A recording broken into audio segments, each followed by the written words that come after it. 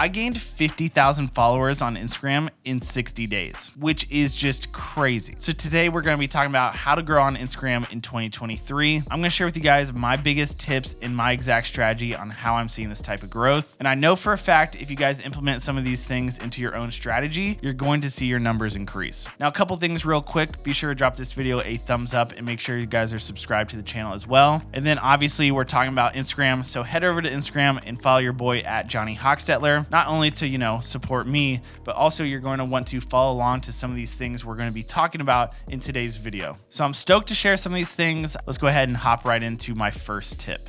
So first up, bring value with your content. Now we're currently in the day and age where pretty much everybody's content out there looks pretty good. So to me, just having the highlight reel and making things look cool is only going to take you so far. And I think the biggest trend is kind of shifting to actually bringing true value to your community. So what do I mean by that? Think about what is going to make someone actually bookmark and share other people's content. Maybe think about yourself, and when you're consuming other people's photos and videos, what are the things that kind of stick out to you that you actually bookmark for yourself? I know a couple examples with my content, right? One could be, I talk about some specific camera gear that I use. A lot of people could bookmark that if maybe they want to kind of reference some things that maybe they could get for themselves, or maybe what kind of camera gear would work for them. And then another thing is I post a lot of content about my home office here because I'm really into my workspace. And that's such an obvious one that other people are going to bookmark for themselves, because a lot of people pull inspiration from other people's spaces, not just home offices, right? But people's apartments, their homes, whatever, because they want to look back at that when they're looking for inspo on how to improve their own space. Obviously, every niche is going to be a little bit different, and I have a good amount of friends in the fitness space, and something a lot of them do is obviously post different workouts. That's such a no-brainer, right? Other people that are looking for different workouts are going to bookmark that, save that, and that's an instant way to bring value to their community. So just take a step back, look at your content, and think about ways you can bring value to your community. This is a really important one. Next up, post both reels and photos. Now, we all know Instagram has changed a lot over the years. It used to be only photos, and then I would say there was kind of like a year or 2 year stretch where honestly the only way to grow was Instagram Reels, or at least to get the majority of growth. But I actually truly believe now that both styles are working right now on Instagram.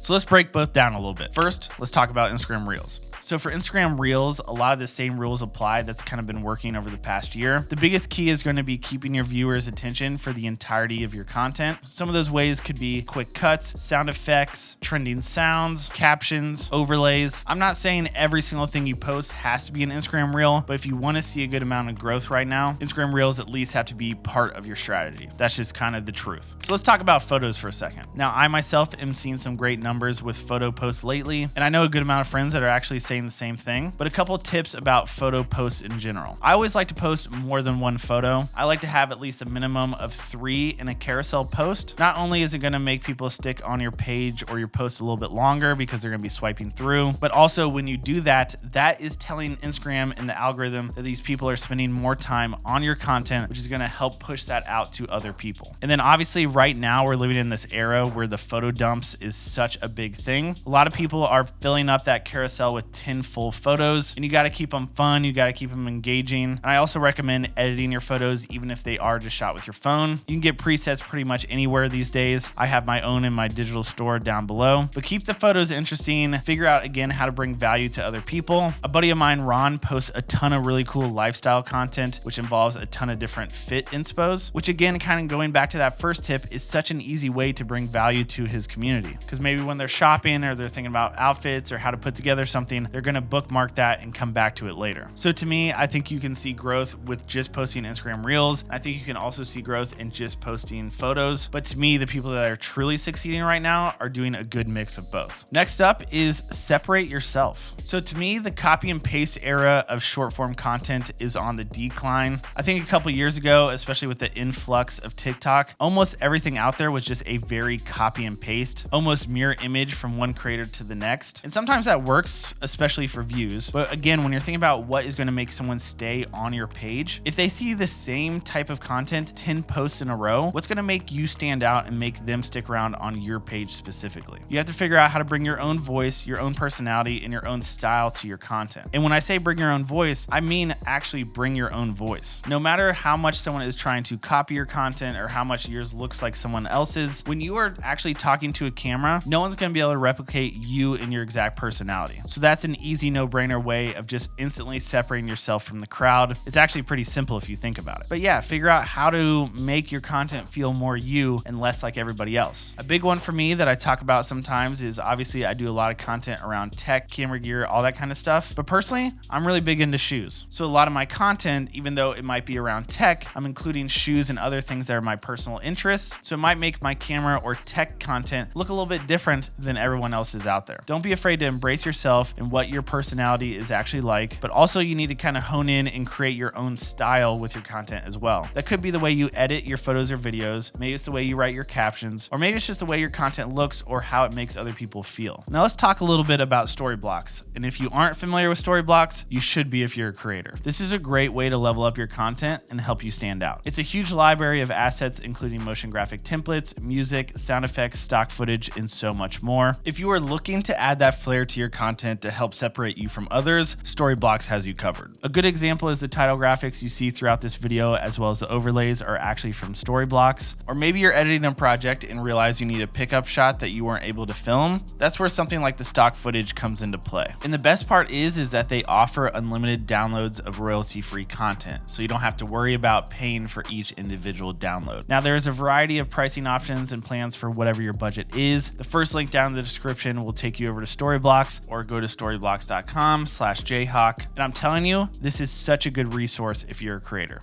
Next up, consistency is key. Now, one of the biggest mysteries of the world is how often do you have to post on Instagram, right? But in all seriousness, for me, I think the ideal posting is trying to get 3 to 5 posts out a week. And when I was personally seeing the most growth, I was posting about every other day, or at least every third day. And not only feed posts, but also I was trying to post at least 3 Instagram stories a day as well. I think Instagram stories are great. And if they're high quality and people are engaging with them, again, I think that's telling the algorithm that people are enjoying your content, and then that might help push your actual feed post to them as well. Now, 3 to 5 posts or a post every other day does sound a little intimidating. I get that, but to me, you just kind of have to be smart about how you strategize this. So the way it works for me is I have a few different types of content that are kind of like my go-to things. Some are a little bit higher produced that take a little bit more time, and then some are a little less produced that can do a little bit quicker. So to me, it's kind of having a sweet spot between all of that, and it helps me create really good content, but also be consistent. There's a fine balance between that, and it's kind of hard to exactly figure out what works the best. But in my opinion, to see growth, I think it's more important to have a post out every couple of days versus one post every month that's extreme high quality. If you're talking odds and the success of something kind of taking off or getting traction, you're going to need some quantity to see some success, and that's just honestly the truth. A way that helps me out a lot doing this is I talk about batch shooting content very often. So about 1 day a week, I set aside a few hours and I try to shoot content that can last me for the next week or so. I kind of block out my time, and that way I only have to set up my camera, lights, everything just one time. I can film a bunch of stuff. Sometimes I switch outfits. I'm shooting a couple Instagram reels. I'm shooting a couple photo posts. So I can kind of batch shoot all the content, and then I can edit each project throughout the rest of the week whenever my schedule kind of allows for it. Now, I plan on filming a video on how I batch shoot my content, so let me know down in the comments below if you guys would be interested in that, and definitely make sure you're subscribed because you don't want to miss that video. I think it's going to be super valuable. And I know a lot of people get discouraged if they spend a lot of time on something and it doesn't take off immediately. Trust me, even myself am guilty of that. But the way I think about it, right, is if you post something and it's your first post and it takes off, even if it does crazy numbers, why would those people stick around? That's your only post. But if your 100th post takes off, now people have 99 reasons to stick around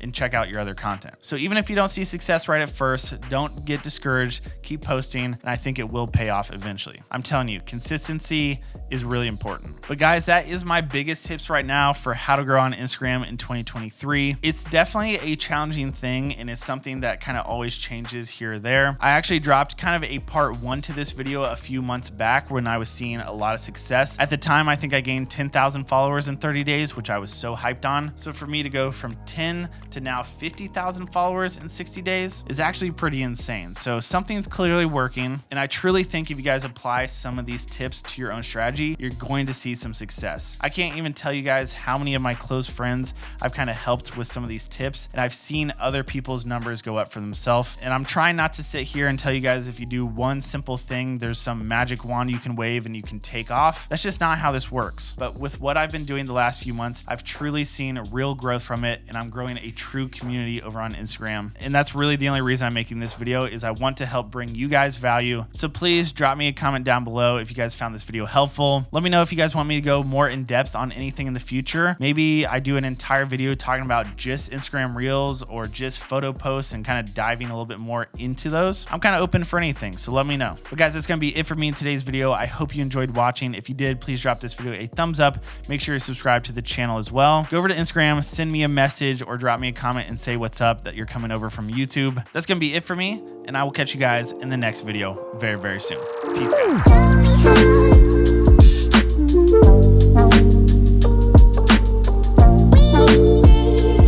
guys.